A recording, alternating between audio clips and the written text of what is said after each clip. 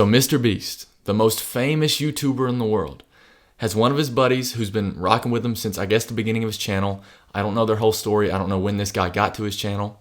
Who had a wife and has a kid, has now divorced his wife and went transgender. This guy had a wife. This guy has a kid.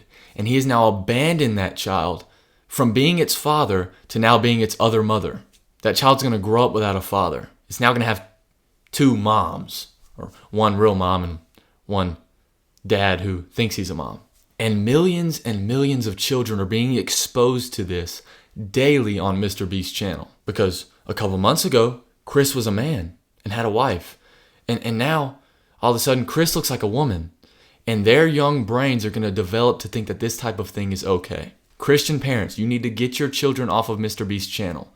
They do not need to be exposed to what is going on his channel right now. And I don't think it's a coincidence that the biggest YouTuber on the planet has a guy in his camp who had a wife and has a kid and is now all of a sudden on hormone replacement therapy and is converting to a woman.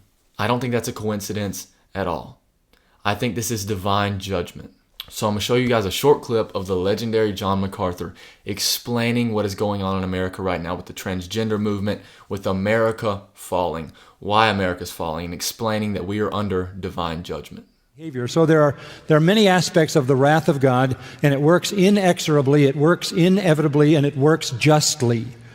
But there's another kind of wrath, and that's what's being talked about in Romans 1. This is the wrath of abandonment. This is the wrath of abandonment. This is historical.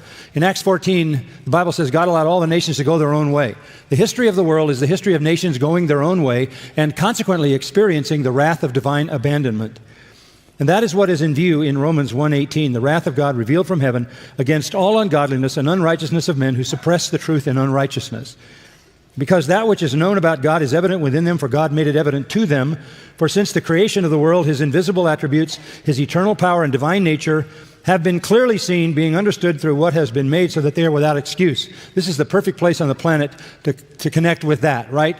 God, by his creation, has put himself on display to the degree that his eternal power and divine nature are manifest, and anyone who rejects him is without excuse. Verse 26. For this reason, again, looking back at verse 25, because of their rejection of God, for this reason God gave them over to degrading passions, for their women exchanged the natural function for that which is unnatural. Verse 27, in the same way also the men abandoned their natural function of the woman, burned in their desire toward one another, men with men committing indecent acts and receiving in their own person the due penalty of their error.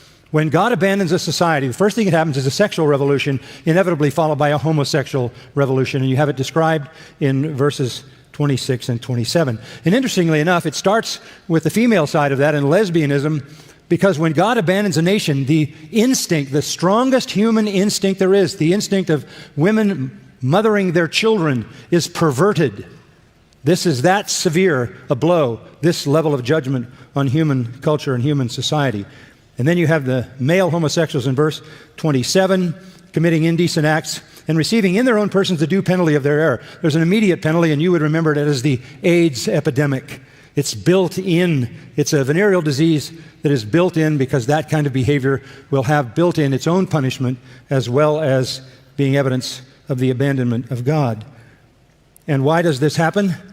Because they didn't see fit to acknowledge God any longer. Verse 28, they keep going back, these verses, to the reason. They rejected God, they rejected God, they rejected God. First, there's a sexual revolution, followed by a homosexual revolution, verse 26 and 27. Then look at the middle of verse 28. Here's step 3.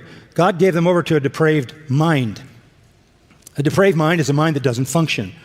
Sometimes it's translated reprobate mind.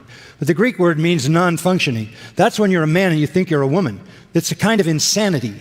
And it's an insanity that is such an insanity, it begs the issue of reason to even think people would do this. The reason people are doing it is because they are under divine judgment. God has let them have a reprobate mind. So when you see all of this transgender activity, and when you see them want to make laws to protect transgender identity, and you know it is absolute and total and utter insanity, you know we've reached the reprobate mind. People can't think reasonably, which means there's no way back to sanity. There's no way back. And because it is a divine judgment on them, God doesn't interrupt the course of their thinking down this path of sexual revolution, homosexual revolution, to the kind of insanity that we see with transgenderism.